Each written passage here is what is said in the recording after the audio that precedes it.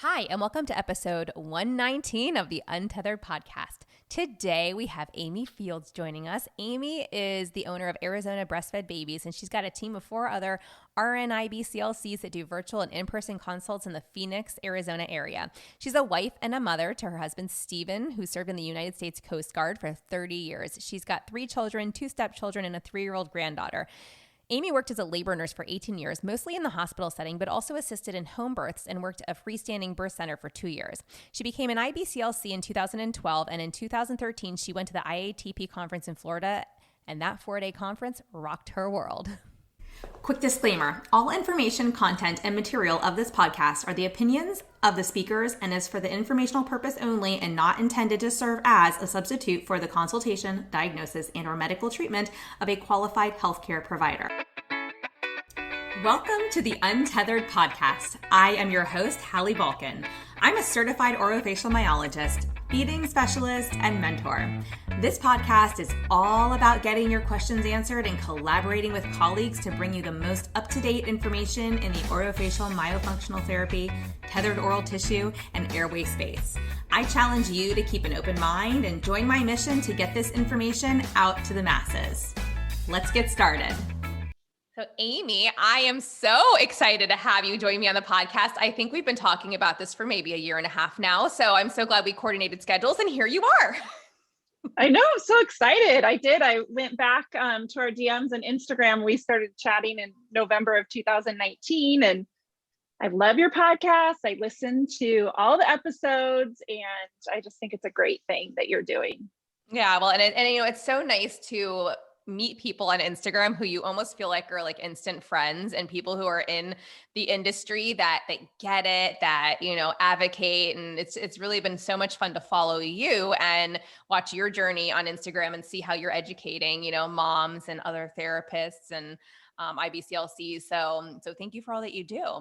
Let's jump right on in and let's talk about, you know, I know you're a registered nurse and IBCLC. So share your journey with us. You know, where did this all begin for you? Have you always been an IBCLC? Have you always been in the tot space? You know, I'm curious to know the backstory there.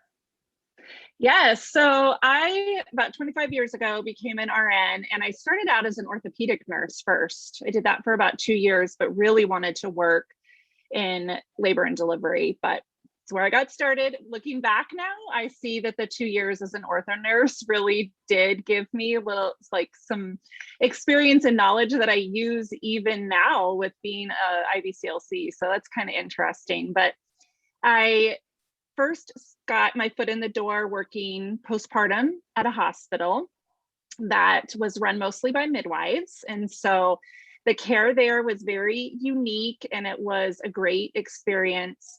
But I still really wanted to do labor and delivery. So I got hired to be a labor and delivery nurse when I was 10 weeks pregnant with my first baby, which was super not fun, but like what a time to start. Yeah. I mean, I always had a hyperemesis with my kids. So I was like nauseated, but really wanted this job and I pushed through it. So I worked labor and delivery at a hospital that was completely opposite than where I had been as a postpartum nurse. So no midwives, very much an assembly line. This was back when we induced everybody at 37 weeks because why would you stay pregnant any longer than you needed to? There were a lot of interventions. And I knew that I didn't want that for my own birth. And so I had my daughter at a hospital with a midwife and had a great experience. And I didn't even know what an IBCLC was or a lactation consultant. We didn't have one at the hospital that I worked at, but the hospital I gave birth at, this nice lady came in and helped me like with positioning and gave me a couple tips and tricks. And so everything was great until right before we were going to be discharged. And they came in and said, your baby is jaundiced. Well, to make a long story short, she was like almost neurotoxic with her bilirubin. And her level was like 27 at 24 hours of age. And turns out she has a hemolytic disorder, but she was in the nursery for a week under lights. And they told me that I could not breastfeed, that I had to stop because formula binds to bilirubin better than breast milk. And this sweet lactation consultant came into the nursery and handed me a paper that was a journal that basically said, bilirubin does not bind better to formula and that breastfeeding is not contraindicated. And that's all I needed. I was like, what? And I was a labor nurse but didn't know these things. And so I just remember this was 22 and a half years ago. I remember feeling so empowered, like, this is what I need.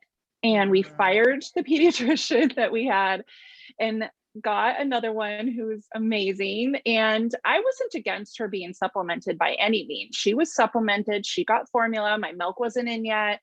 But I just knew that to completely stop breastfeeding, it, like, if it wasn't absolutely needed, it not to do it, because babies need that time at the breast.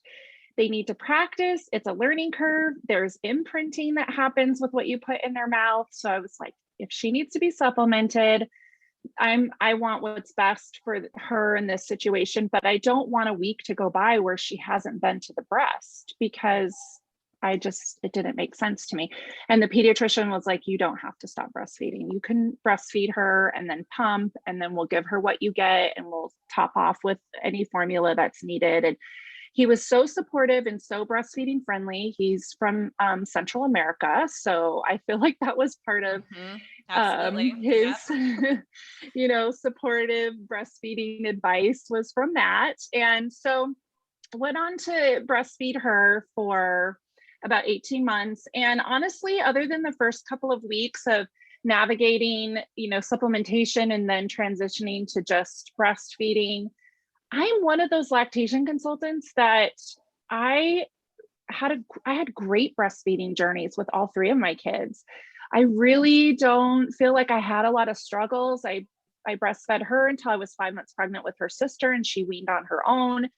My other two children breastfed, and it all went well. It was a really great experience. I had one friend that's a labor and delivery nurse that was breastfeeding her daughter when I had my first daughter, and her daughter was a year older. So I called her my breast friend. I called her all the time, asked her questions, and she was my support.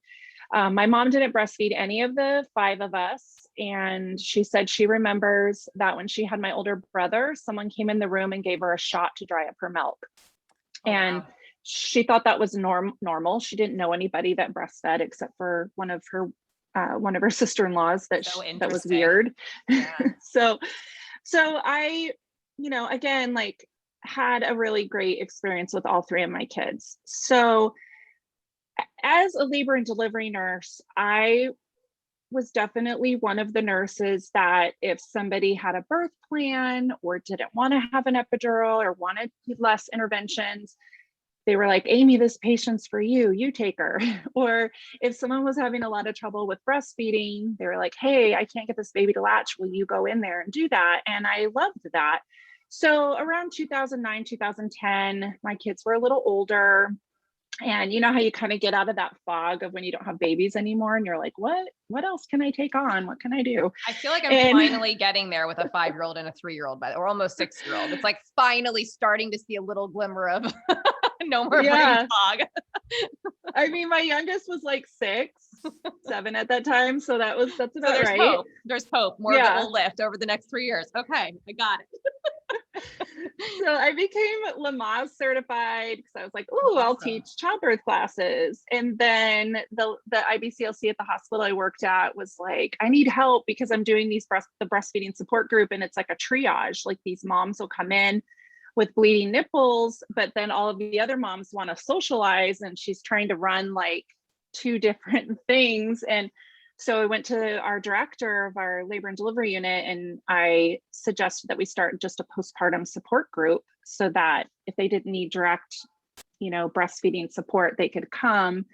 And it was open to all moms, breastfed, bottle fed, formula fed babies, and we could have a postpartum support group. So I started that in 2010, and I called it the Circle of Mothers, and I still run it to this day. Amazing. And yes, and I I credit that with helping me learn more than anything else, because if you just create a space for moms to get together and then listen to them, you will learn so much. And I did. It was amazing. And to see the women that got together in those groups and that they're still friends to this day is like, it's really cool. It's a really cool, amazing thing to watch.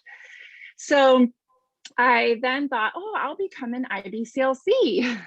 There were other nurses that had the certification and, you know, worked as postpartum or labor and delivery nurses. I didn't really necessarily want to work as the IBCLC on the unit because I saw how hard she worked. But I went ahead and started doing my clinical hours and eventually sat for the boards. So what happened around this time as well is I was running that postpartum support group, and one of the moms brought her doula to the group. I didn't even know what a doula was at that time. I'm like, oh, what? And she befriended me and she said, I work at this birth center and they need somebody to teach classes. And I said, that sounds fun. So I went and taught classes at this birth center. And within a couple months, I had quit my job at the hospital, was working full time at a freestanding birth center, immersed in this whole different world after having been in the hospital as a labor nurse for 14 years at this point. And I was wearing many hats: labor nurse, IBCLC, teaching classes, like all of these things. And one of the people that I met during that time was Dr. Agarwal of Agave Pediatrics. And he took care of a lot of our families because his pediatric practice is very supportive and empowering of different decisions that parents have to make. And he told me, Amey, I can't do his accent, but he's like, you should go to this conference in Florida. It is coming up. It's 4 days and it's on tongue ties. And I was like, Dr. Agarwal, what are they going to talk about for 4 days on tongue ties? And he's like, just trust me, you need to go. And I was like, if you're saying that, and I'm so mind blown, like 4 days on tongue ties, okay, I'm going to go. So in 2013, I went to the International Affiliation of Tongue Tie Professional Conference on tongue ties. Holy smokes, blew my mind. It's where I met Michelle Emanuel. I met Jennifer Tao, who is an IBCLC. Michelle Emanuel is an OT and has the tummy time method. And she's been on your podcast several times. Yeah. People like Ben Lynch, James Murphy. Interestingly, I wish I could remember how many people were there. I'm going to say there were like 300 people that were there. It was people all across the different modalities, SLPs, OTs, PTs, dentists. I mean, so many different people. And I remember they had people raise their hands. If you're an IBCLC, raise your hand. And like, a bunch of the people there. If you're a dentist, raise your hand. If you're a pediatrician, raise your hand. Two people. That does not surprise me. Dr. Agarwal and Dr. James Murphy. And so I was like, well, doesn't this just explain it? And as I'm there for the conference and we're learning about how oral ties affect people across the lifespan. In fact, I think that was the title of the conference. And I sat there just completely like devastated, thinking of all of these families that I had seen that I didn't help. And very specific families. And I just was so angry that I didn't learn any of this. I mean, as a labor nurse, we learn oral assessments because we do that on every newborn. And we put our finger in their mouth to check to make sure their palate is intact and that they have a suck reflex, and that's it. I remember seeing tongue ties over the years and never, ever did anybody ever say anything about it being an issue. And I did all of the training and the classes and the clinical hours I was supposed to do and sat for my boards as an IBCLC. And I remember there being a couple of photos on the exam that showed a very anterior tongue tie, and it was like, it's a tongue tie, and that was it. And I was like, what? I thought a lactation consultant was someone that was going to help a parent pick out like which breastfeeding pillow works best for them and help them choose like nipple cream.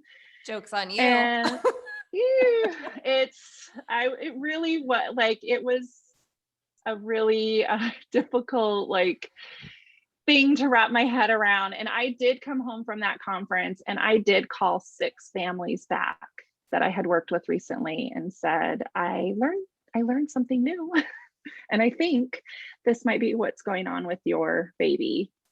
And so sent them to Dr. Agarwal, and sure enough. How amazing you were able to actually reach back out to those families so quickly and make a difference. You know what I mean? Like, I know we've all talked about this a lot, where we take these courses, these Myo courses, we take Autumn's TOTS training, and then we come back and we all go, holy cow. And you start to think about all of these past families, and it can really bring you down. I mean, you kind of have to move forward from it. If there's nothing you can do to go back and change time, you just can't, right? But, can we treat now or in the future for other issues that may have snowballed? Sure. A lot of us can do that.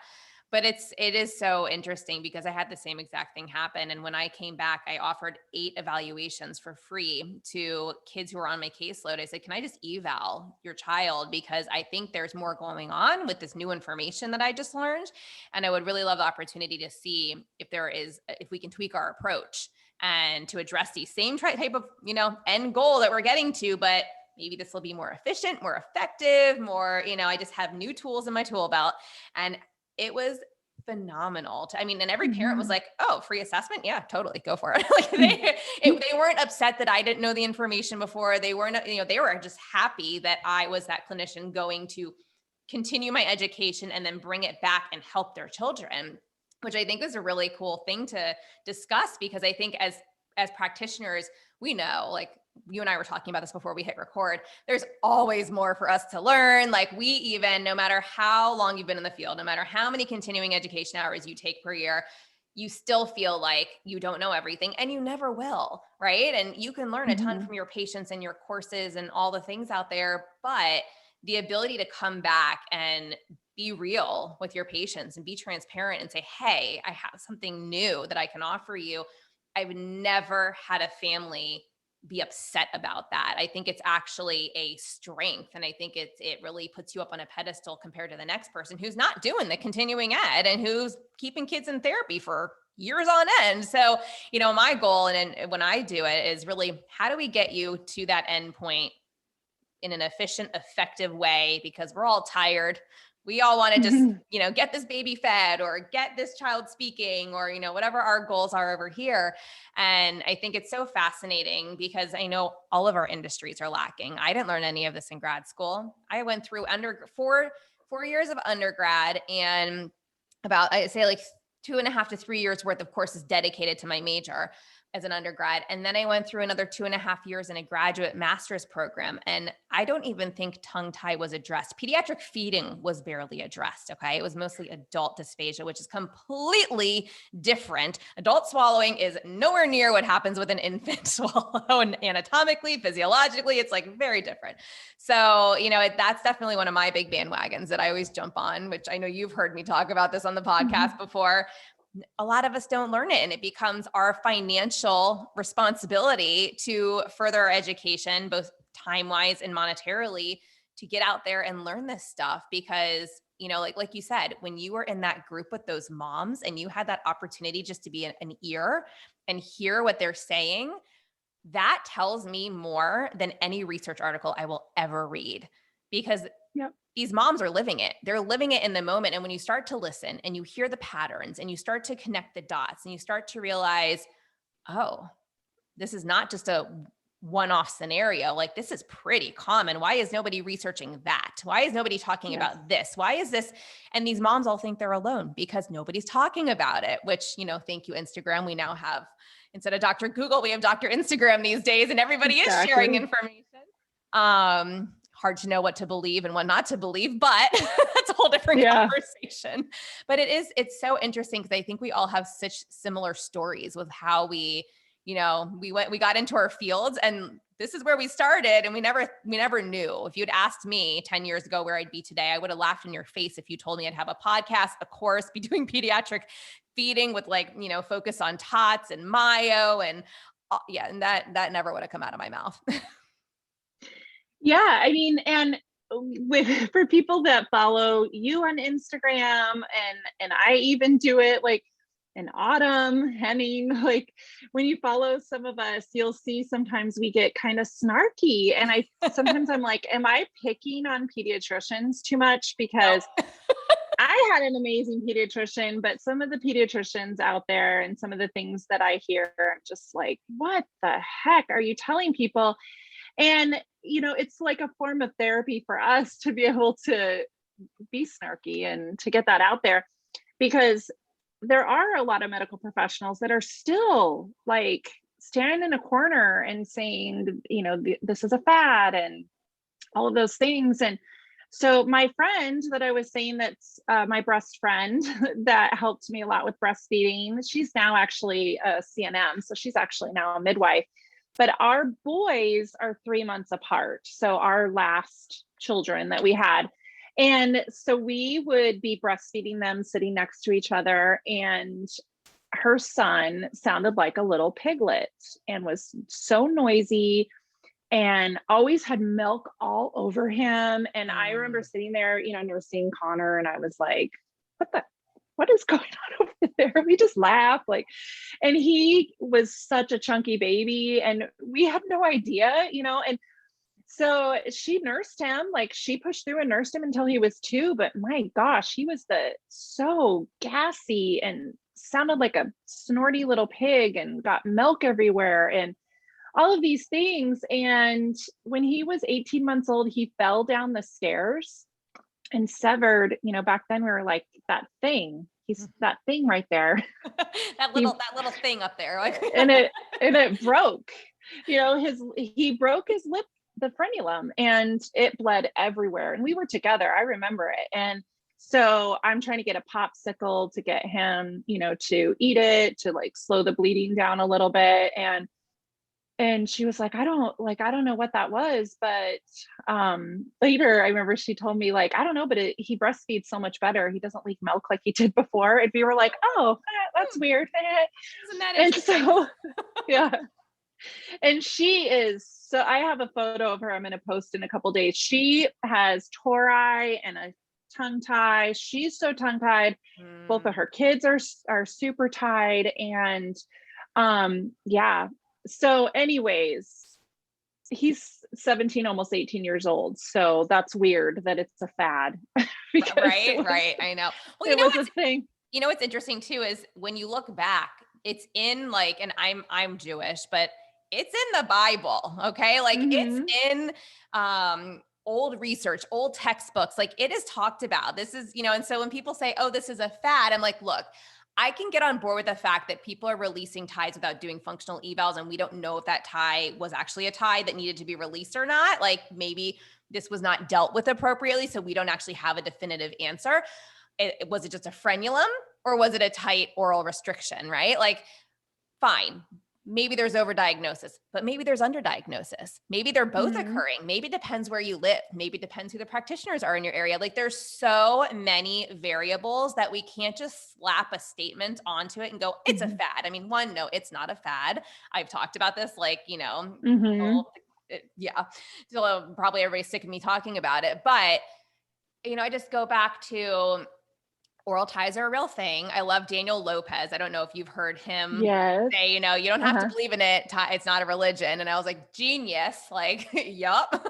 I love that. It's not Santa Claus or. Yeah, exactly. But here's the Tooth thing. Fairy. It's when you have, your friend mentioned, your breast friend said how much easier it was to breastfeed after that incident. And this is where the pediatricians are like, oh, it's fine. It'll just fall on their face and it'll rip. Well, yeah, that does happen. But one that sounds like really dangerous medical advice to be giving out. We don't really have to go there. I've had a kid on my caseload who I was working with I worked with him between the ages of like 3 and 5. And that had happened. Well, he had an extra piece of tissue hanging under his lip because it didn't sever well. And it actually caused other complications. And when he went in and finally they had to go in and correct that. So it's not, even for the kids who do fall and sever it, I'm like, nobody's talking about this. Like that's not how we deal with medical issues. And I go back to just listening to our moms, listening to our breastfeeding moms, and what are they feeling? What are they experiencing after their child's tots are released? Because that tells me all we need to know, really, when the symptoms start to improve and mom's symptoms improve. It's not just baby. This is a dyad, which I know I don't have to preach that to you. But people are not, the people running around saying this to me are just highly uneducated, quite frankly. I agree. In this space. I agree. And I share a lot of the stories on my Instagram of the mothers that are speaking. I always like to listen. When I'm doing a consult, I ask a lot of questions. And I will often say, what do you think is going on? Like, because their mom's intuition is pretty awesome if we tap into it. And listening is so incredibly important. And we just need to keep sharing these stories. And now that I've been in IBCLC for almost 10 years, next year will be my 10-year anniversary. And I started a private practice in 2014 and eventually stepped away from being a nurse to do this full time. And I do home visits. I now have a couple of office locations, and I now have 5 subcontractors that work with me, which I don't know how that happened. It wasn't on my agenda, but that's the same thing that happened for me too. I didn't have the plan. It just happened. It just happened. And I know I muddled through those first years of being in IBCLC. I love learning. I love going to classes. I feel like I'm never going to stop learning. And I just know that the IBCLC I am now is nowhere close to where I was, 9 years ago. And so now what has happened is I have these other lactation consultants that I either know or have reached out to me that want to help moms. And so I realize, like, as much as I have that imposter syndrome and I'm like, who am I to do this? But then I'm like, well, who else is going to do it? And what I've learned now from having the subcontractors, that it really is kind of a mentorship type relationship as well, because we don't want to do this by ourselves. It's great to be able to brainstorm with other people, is that I am learning from them too, but it's also really making me like bring it all up a notch and to figure out like why it is that I do what I do and how I can share that with other people. And so that's kind of where like this next part came from, because I'm trying to explain to them, and they're going to go take like Autumn's class eventually. Hopefully we can get her to come back here to Phoenix. She was just here a couple months ago, her TOTS class. And I highly recommend for IBCLCs, the Master IBCLC class that Jennifer Tao and Brenna Sampe and Sandra Colson teaches. They're just in Michelle Emanuel's classes are all wonderful. So as they're, going to work through taking those, we have weekly Zoom calls that we go over things. And so this is where this came from, because I really needed to be able to explain well, especially when it comes to TOTS, like what it is that we're seeing. So I labeled them with 3 different labels. And of course, there's going to be some overlap, but we have those oral ties that I call the easy peasy, easy peasy presentation. And those are the ones that get caught usually pretty quickly. And that's because a lot of times the frenulum there, it's visible and you can see it. And maybe the tongue is attached to the tip, or the lip, is attached all the way and goes past the gum line towards the palate, and the lip pulls in and under. Like, it's things that people can see and they notice. Maybe there's a family history. Maybe, another child had it and it was diagnosed later, and the parents like want something to happen early on. The symptoms typically are significant and they really need to be addressed right away for breastfeeding to continue. It's like I call it the SOS calls that we get. Like, something has to be done. Baby's not gaining weight. There's nipple trauma. And mom needs help, because if something doesn't change, she's not going to keep doing what she's doing. Now, sometimes things can happen, like somebody can give the mom a nipple shield in the hospital and it hides some of the symptoms, or she starts with pumping along with breastfeeding. And so there's compensations that can happen. But usually the parents know that something isn't right and that something needs to change.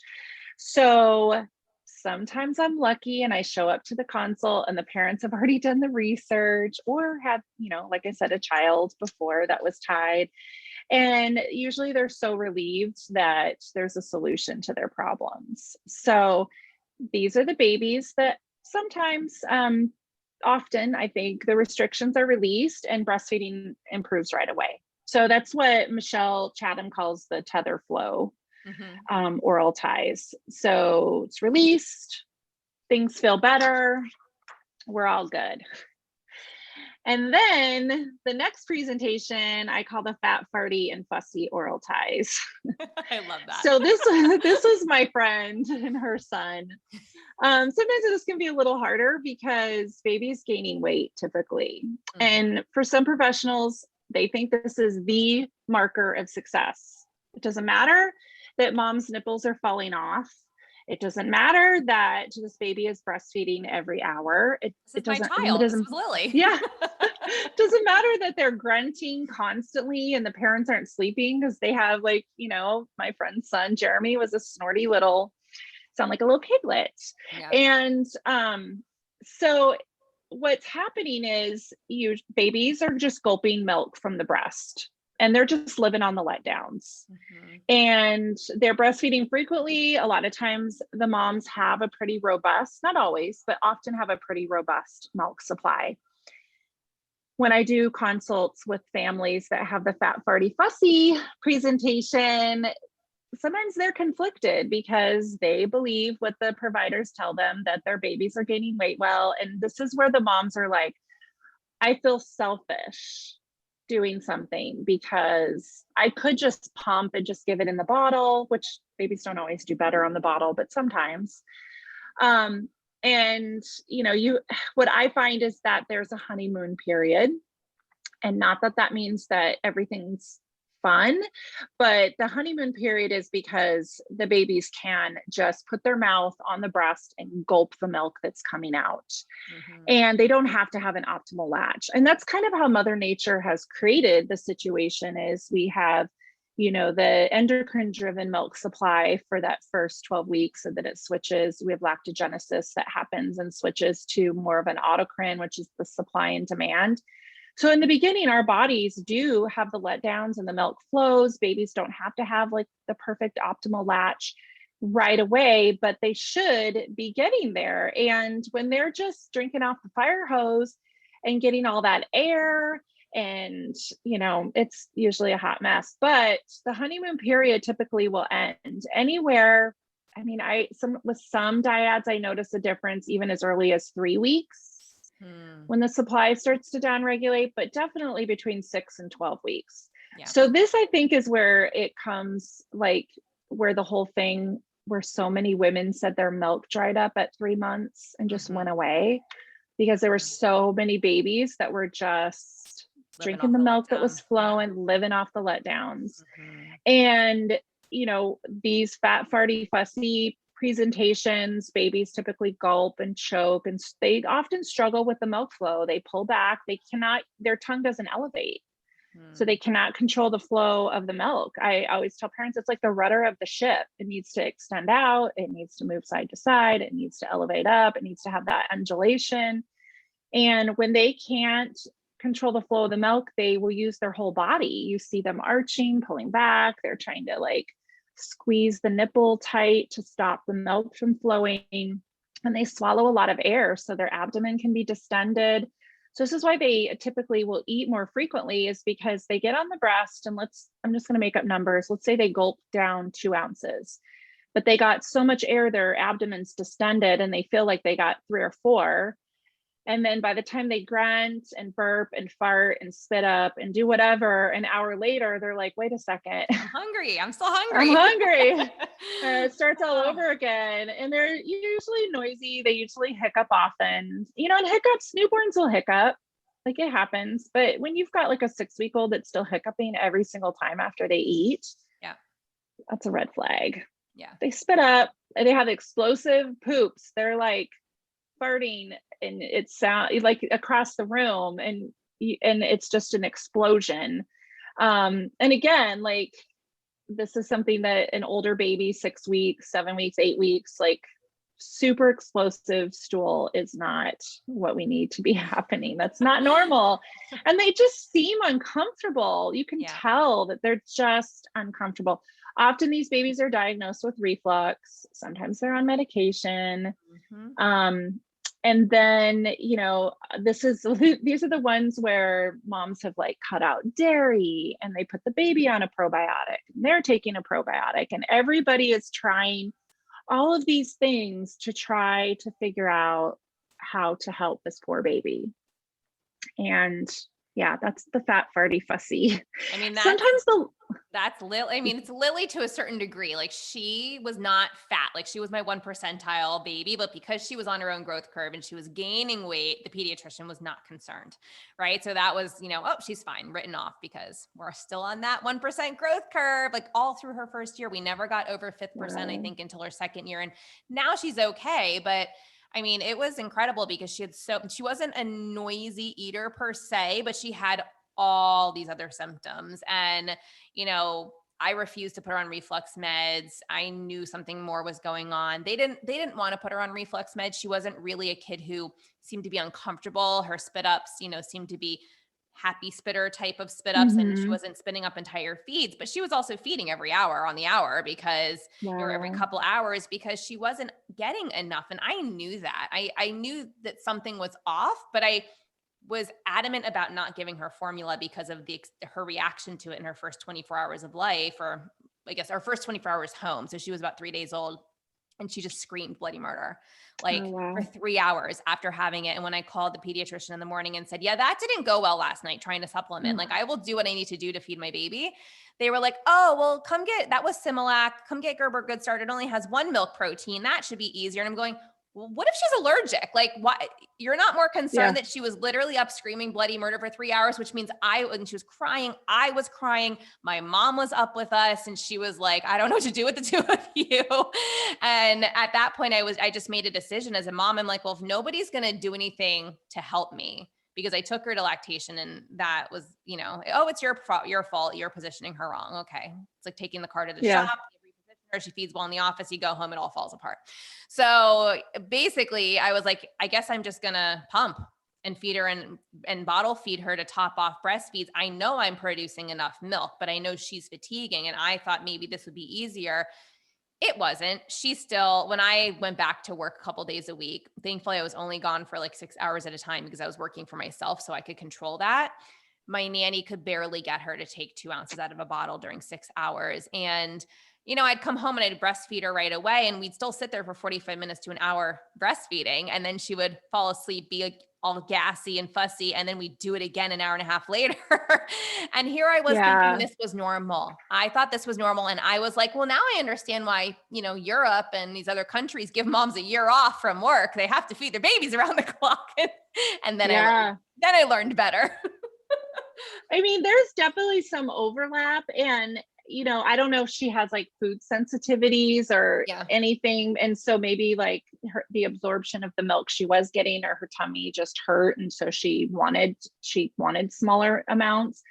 But, there are babies in any of these that like, especially with this fat, farty, fussy one, like they may have true acid reflux too. Like it could be the aerophagia, and that's part of it. And it's like also acid reflux. So yes, I mean, there can be babies that kind of fit in a little bit of all of these, but I mean, a lot of times I find that I'm like, oh, that's this one, and it helps me as an IBCLC to know like which questions to ask and how to help these parents.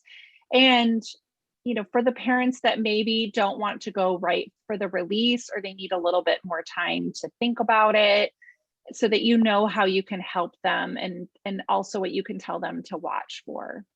Yeah. So and the other thing I'll add too is we get a lot of parents calling around like 3-4 months of age because, yes, that's usually the time that mom is going back to work if she is after her maternity leave. But also we know that the reflex integrates, the automatic reflex, where they're just kind of living off that feeding reflex, a swallow reflex. And then all of a sudden it's supposed to integrate to a certain degree, and it's volitional. They get to choose whether or not they eat at this point. And so when that starts to happen, around 4-5 months, we get these phone calls and moms are like, my child, it wasn't great, but at least they were eating. And now they've just stopped. And we're like, well, that's problematic. So, there's so much that changes during the first year of life. There's so much growth. There's so much, reflex integration and just all these different variables and skills developing. And, there's a lot going on, and feeding can be such a challenge if a couple little things are off. And I posted this image on Instagram recently with like 10 buckets. I call them like the 10 bucket analogy or metaphor or whatever you want to call it. And, and I try to explain this to parents. If your child is swallowing air, there goes one of the 10 buckets. If your child is, maybe they have actual acid reflux, there goes another bucket. Your child is, and you can just keep going on down the list. But every single symptom takes away energy from them being able to successfully feed. And when we start to look at the capacity that our infants are working with to try and feed, let alone mom is on her own, like low level of buckets too, just being a new mother and being in that, that postpartum phase, it starts to really make people realize like, these are not just little babies whose jobs are just to eat and sleep and, exist. They have some hard work to do. And if they are not functioning at full capacity, we really need to step in and we need to act quickly. We need to intervene fast. We don't want to put them on a wait list. We don't want to say, oh, you know what, this is fine. Let's reconvene in a couple of weeks. If they're struggling, like we need to get in there now. So again, another conversation for another day, but just made me think of that, that whole topic. Yes. So Jennifer Tao, that's an IBCLC, that does the master IBCLC class, recently just did a online class on older baby breastfeeding difficulties. And she talked about exactly that when you have a new baby, if they have food sensitivities or their latch isn't optimal, they're swallowing a lot of air and they're uncomfortable, they'll still go back to the breast because they want to eat and they want to be close to the parent, to the mother. And as they get older, a lot of things become volitional, and they will start to realize like, my stomach hurts after I eat, or it's too hard. And, not that taking a pacifier or taking a bottle is a milestone. It's not something that like, oh, we need to make sure every baby could do it or there's something wrong. But when I have a parent come in and they say that they can't get their baby to take like a 3-week-old baby to take a pacifier, that's a red flag. Or yes, or we're like, we tell parents to introduce a bottle. If they want their baby to take a bottle at some point, they should introduce one because of that sucking reflex. Around 3 to 4 weeks postpartum, even if it's just like a snack feed, a half an ounce, doesn't even have to be a full feed, but to do that regularly. And if they're struggling with that early on, that's a red flag too, because sometimes babies with ties can breastfeed but can't bottle feed, and vice versa. So there's so many things to watch for. And yeah, definitely. And I also tell parents, when we first start nursing a brand new baby, we sometimes do have the breastfeeding pillows.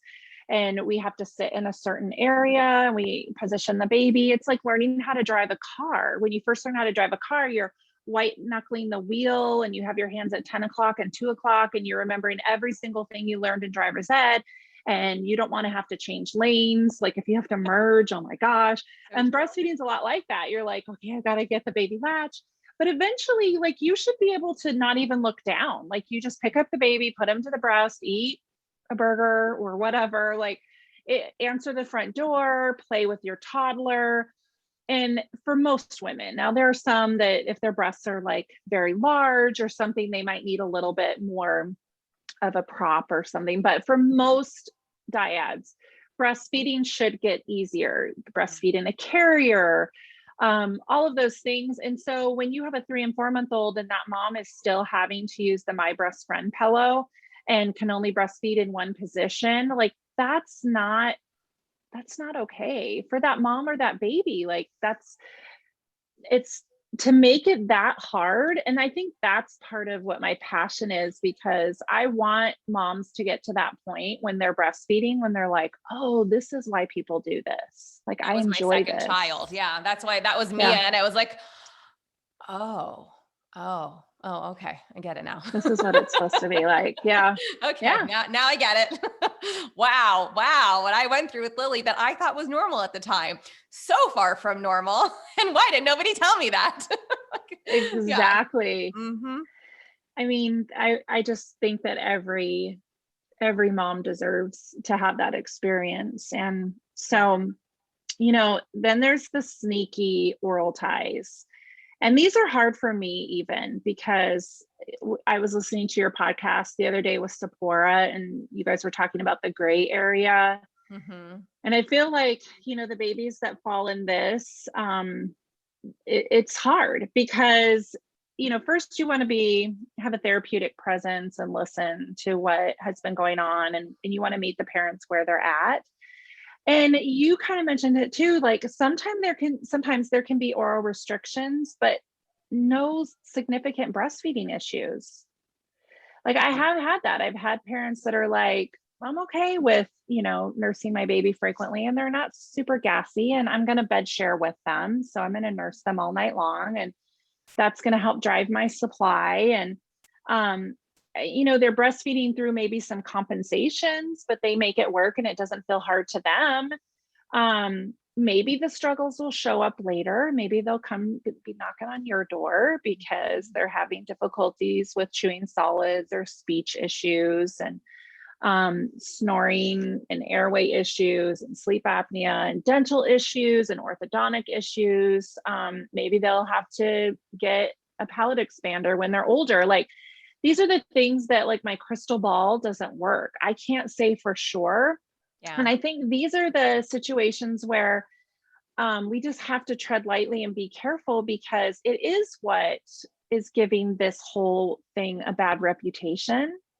Because sometimes these are the tethered babies that get released and there's so many other issues going on that now we have a train wreck. And, sometimes if breastfeeding is going well and they're breastfeeding well and we release ties and then it can become horrible. Yeah. I don't want to be the one who rocks that boat. No, I don't either. So I'm always like, try to give the parents all of the information and help them maneuver through that. And, hopefully they're open to body work, but I think this is something that isn't talked about enough. I've heard you talk about it on your podcast. Like, what about those babies that may be doing okay? And we know that might not be the situation when they're older, but but we don't know. How do like we, you said, we don't know. We don't have a crystal ball. And I think it's a conversation I really enjoy having because I know a lot of people are uncomfortable in the gray and people are uncomfortable with the unknown. And I think for me, it becomes more exciting because I'm like, ooh, this is like a discover, like I get to be a detective. Mm-hmm. And really what I'm looking at when I look at these patients is function and functional impact and optimal function. So if baby is functioning, and functioning well. And they're really, at this point in time, there are no feeding concerns and there are no airway concerns, and mom is functioning fine.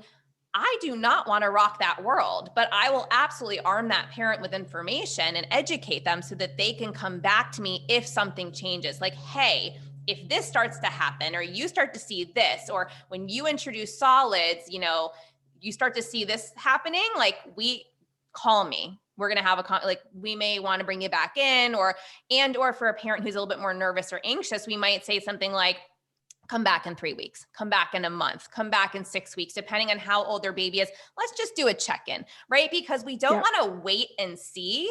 I believe more in the watch and see approach. Like, let's keep our eyes on this baby, but let's not intervene just because down the road, we know this child probably will struggle with this, that, or the other.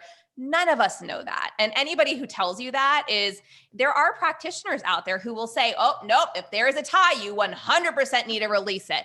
And I'm over here going, no, because it's not a tie if there's no functional impact. It's just a frenulum. It might be a tight frenulum, but it's only a tie when function is impaired. And of course, I just saw a speech pathologist actually post article it was from Shaw. It was a research article from Shaw 2020. And, they claim that, I want to go back. I have it right here, but the limitation of this study, okay, I'm going to tell you the limitation, then I'm going to tell you the title.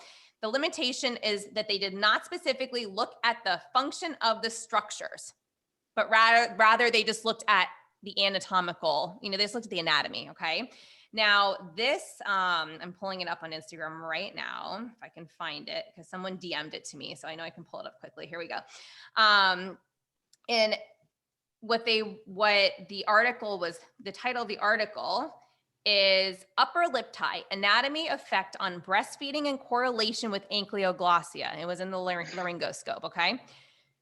So that is a very misleading title, because here you're telling me that this is about upper lip tie. We're talking about anatomy, effect on breastfeeding, hello function, and correlation with ankyloglossia. But the one limitation of the study is that they didn't look at the function of the structures, they just looked at the anatomy.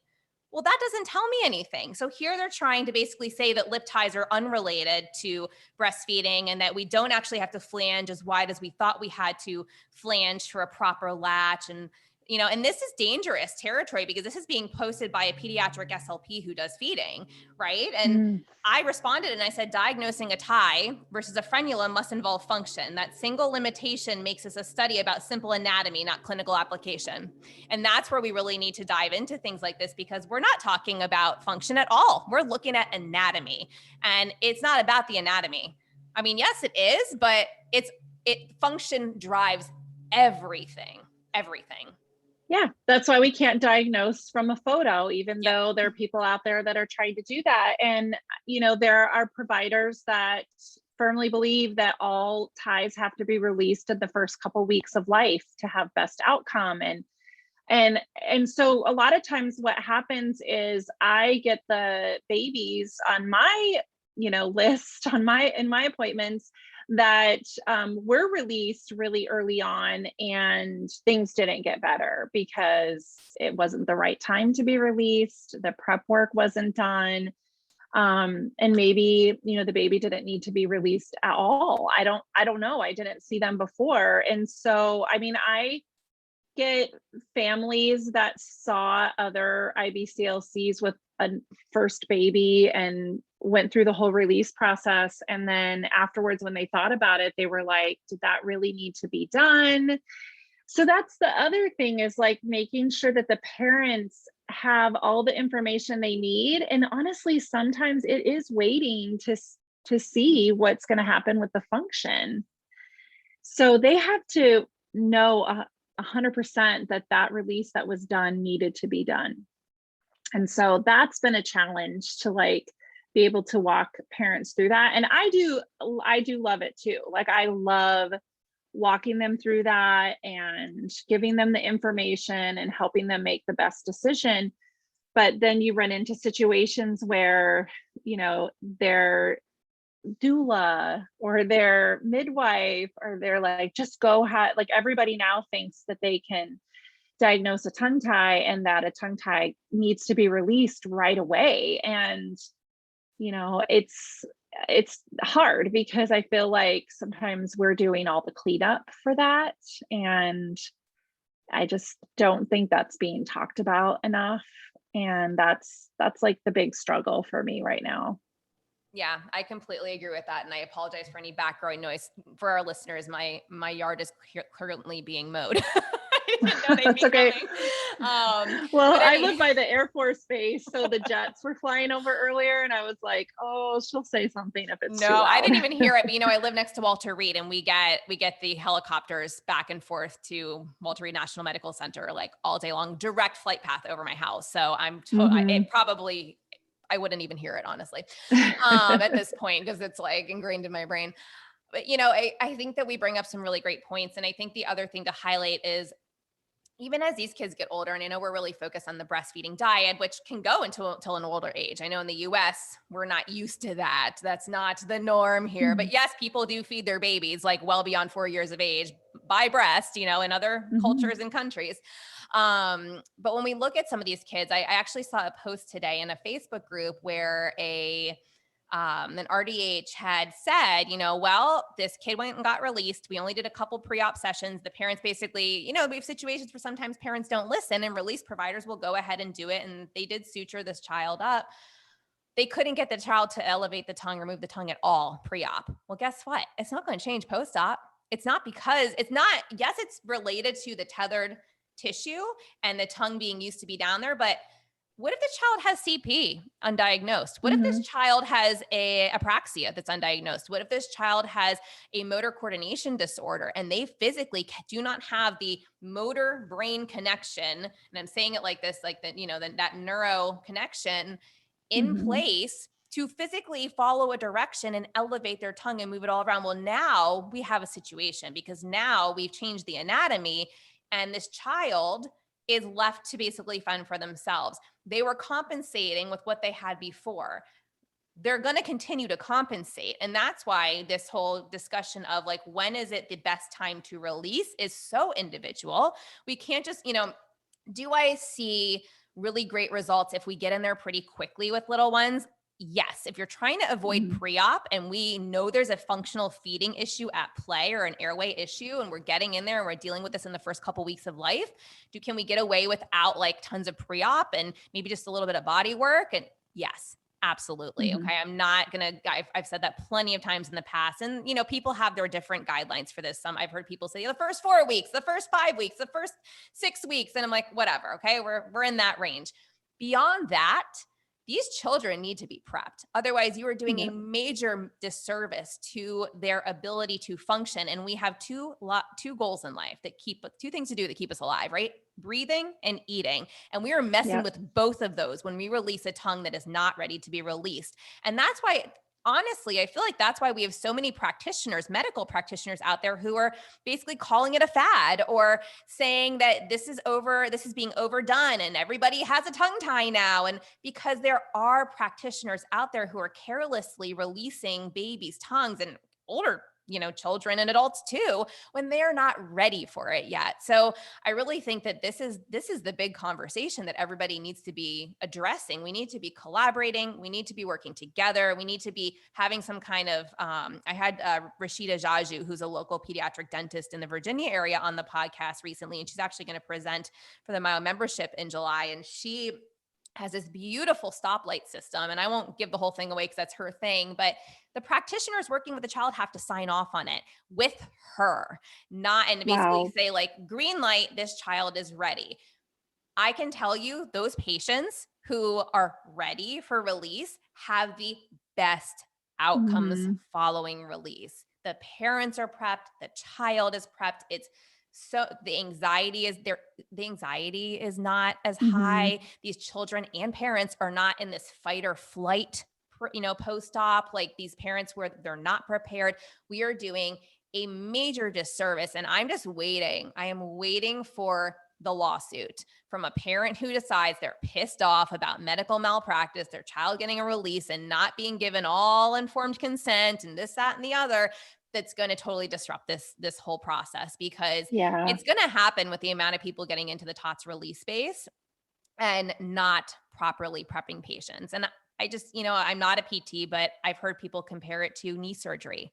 Okay. Yes. You have to prep for knee surgery. There's a thing called pre-op for knee surgery, and then there's also post-op, and it's quite a bit post-op. Why do we think we can release a tongue, again, tied to like our two most important jobs in life, breathing and eating, without surrounding preparatory activity and post-op, treatment? This is where my ortho stuff like comes back. And I'm like, oh my gosh, they would meet with a dietitian, they would meet with PT, they would be, addressing those things beforehand if it was an elective knee replacement or hip replacement. And so I talk about that with my families a lot. And so then when it's the dyad, you're talking about, okay, mom's nutrition, and just where they are, are you going to be able to do the exercises, and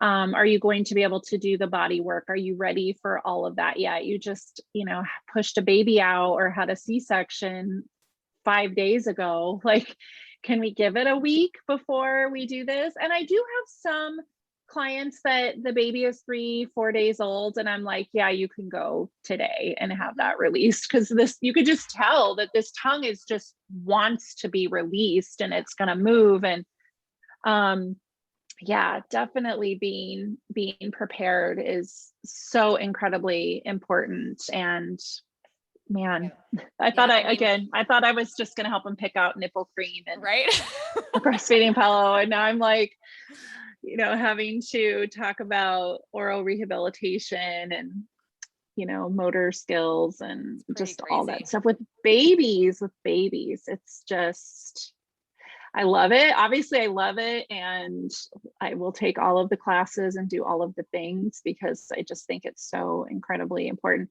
I'm in the middle of learning about cranial sacral therapy through Carol Gray, and it totally got interrupted because of COVID. I actually was there last March 2020 when it all went down and had to fly home early. So it really stinks, but I don't know that I'll be a cranial sacral therapist and hang a shingle for that necessarily, but man, it has helped me learn how to really assess and read a baby's body from the tip, to the top of their head to the tip of their toes. And allopathic medicine likes to compartmentalize everything. And so that's why people think the tongue is the tongue and it's just there, and not realizing that the tongue is also connected to the tip of your toes and everything in between. And we just got a bad review like not too long ago. I love that you're smiling and laughing about it.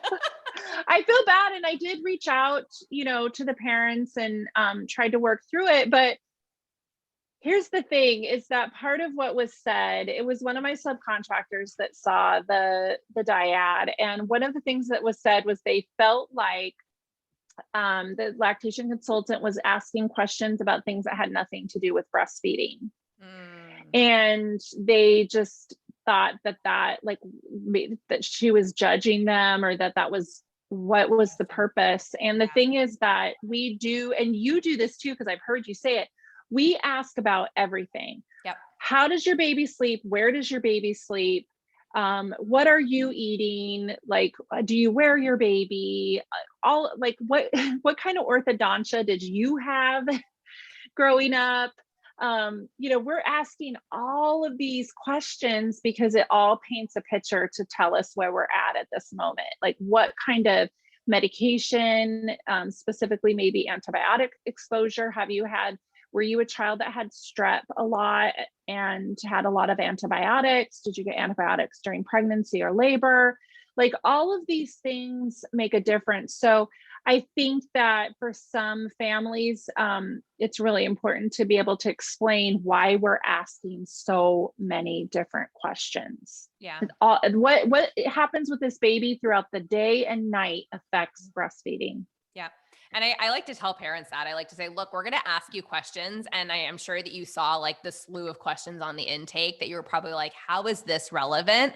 It's all related. It is all related. And we don't, and the one thing I've heard other people say that I love is that our body doesn't operate in silos. Everything affects everything else. And our entire full body health starts in the mouth. I love that there are these holistic dentists that talk about how every ailment throughout the body begins in your mouth. And when you start to look at it that way, and then you look at that picture of fascia that, circulates Instagram, and I always forget, who the originator of that photo is. It's out of a textbook, but they show you how you're quite literally tied from the tip of your tongue, not tied, but fascia is connected from the tip of the tongue down to the tip of your toes. And when you realize how interconnected fascia is throughout the body, you start to go like, oh, so if I have tight tissue here and it pulls my hyoid bone maybe up and forward, and then that can, that changes the position of my esophagus. And then, oh, okay, well, now this all starts to make more sense. Like nothing's really sitting where it should and everything's kind of off. And if we can release some tissue and do some body work and get things back in alignment and get things functioning properly again, it seems like just such a little procedure, but what you're doing is you're actually disrupting the entire body by having a procedure you're not ready for. And that can send a child into fight or flight. And the other thing I like to tell parents too is even when you are prepared, that not every child comes out of this feeding like a pro, right? It takes time. We have to continue therapy. And I want everybody going in expecting they're going to have to continue therapy afterwards. We need to continue body work. There's a healing period. I want them to have all the education that way. And look, do some of those kids like you described with your easy peasy oral ties, like that was Mia. She was released and I was like, I quite literally didn't have to do anything surrounding feeding. Now she did need body work and she was in PT throughout her first year of life. And then I took her to CST and an osteopath. And, she was never delayed, but was always teetering on that borderline of being a late crawl or being a late, and she dragged her right leg behind her when she crawled and when she went up the stairs. And, it was very interesting to watch how it impacted her differently, but she was kind of like that torticollis-like presentation. Both my kids had tight necks. And so while for her feeding became pretty easy, it impacted her in other ways. And, and that's another thing that we need to consider. And that's why people say, well, is this body work stuff I don't even understand what they're doing. Is this really worth it? Yes. The answer is yes. If you are going to somebody who knows what they're doing, yes, 100%. Even though they may appear to barely put their hands on your child, if they're doing craniosacral work or osteopathic work,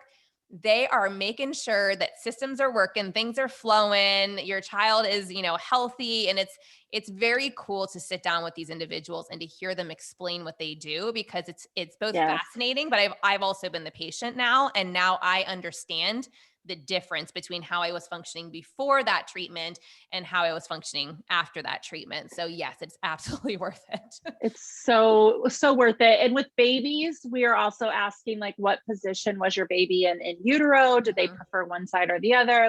What happened during the birth process? All of those things, because some of what went on with Mia might have been her position in utero that caused those tension patterns. And when I worked in the hospital, we had this pediatrician that was a DO.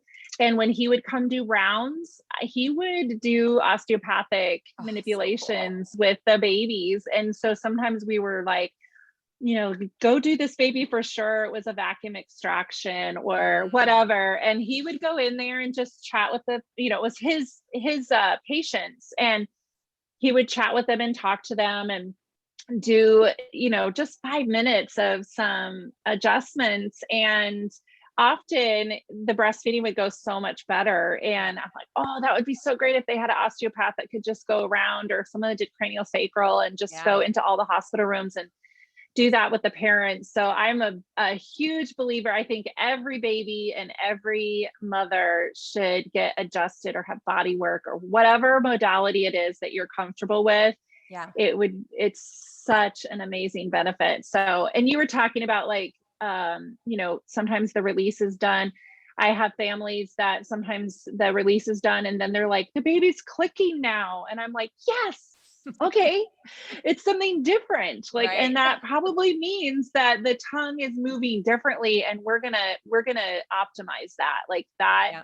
Sometimes the clicking gets worse before it gets better. Yes. And sometimes the tongue couldn't move at all. And there was no clicking and we release it and it's trying and it gets pulled back and we're like, okay. So I think, oh my gosh, we could probably talk about this for all day about this because we have to. This is what I love about the last couple of years and social media is I don't feel as crazy anymore because I'm like, oh, Hallie sees that too. And, Autumn like sees, and just all of these different people. And I'm like, okay, this is not, I'm not crazy. Yeah. Well, and I think one other thing that you had mentioned too, that, sometimes we get these families who maybe are not ready to release or who don't want to do a surgical procedure. And we have to also realize that we may know what we know as clinicians and we may feel like we know what's best, but ultimately at the end of the day, it's up to that family, right? So we sit here and we preach this stuff and, we're very pro TOTS release when it's necessary and all that fun stuff. But I also think that we have to reel it in a little bit and never make a family feel guilty, never make a family feel like they're failing their child, never make a family feel like, well, if I was you, I would do this. So I don't understand why you're not doing it. I mean, because ultimately at the end of the day, it's the same thing in all medical procedures, informed consent, and the patient gets to decide what they choose and what they don't choose. And that's on them. And, and that as a parent, there's certain things I've decided for or against for my own children too. And, that is your right as a parent. So we can still support and work with families, to the extent possible, given, a lack of tongue tie release, even though we feel like one might be necessary. But, we also know that they're going to compensate in those situations. They may compensate well, or they may not compensate well. And then that sometimes, I always like to be gentle because I've had families who are like, nope, we're not doing this. And then 2 weeks later they call back and they're like, okay, we're ready. What's the next step? And so I always like to leave that door open and try to do the best that I can do for that family and that child. Because you never know. They might change their mind or they might not. And again, I respect that parent's decision and I try to do my best. And if we hit a wall, I'll be the first one to tell you, look, this is the best that we can do right now with the anatomy at play. So, I respect your decision, but I think this is what we're looking at. So anyways, I felt like we could, start to wrap up on that note. I know, like you said, like when you went to the IATP conference for 4, you're like, what can they talk about for 4 days? Like, I don't know. I have 115 episodes now. So I know. I definitely, I remember telling Dr. Agarwal, like, well, now I have to go because I can't even imagine what they're going to talk about. So there's obviously a lot I don't know. Yeah, it's so interesting. But how cool of you to be like so open to it. And, and that's where I feel like the best practitioners are those who are open to being told, what you used to think is actually wrong, or things have changed, or we have new information, consider this. Have you taken this into account? And it's kind of like when you remain open to that, like, and it's funny too, because my family will tell you I'm the number one person who could never be wrong as a child. So for me to like be vulnerable enough as a practitioner to be like, prove me wrong, tell me something new, change my path, change my mindset on this, it's kind of like come full circle. So it's a, it's a funny topic in that one, but yeah, the best practitioners are really those who are continuing to hone their craft, and listening. They're listening to their families. They're listening to the patients and really trying to figure out how can we best treat them. So thank you. Thank you for your work. Thank you. I appreciate it. This was really fun. It was. Thanks for listening to this podcast. If you want to hear more of these Myo, Tots, Airway, and feeding related episodes, be sure to leave a review on Apple Podcasts or pledge a small amount on patreon.com/the Untethered Podcast.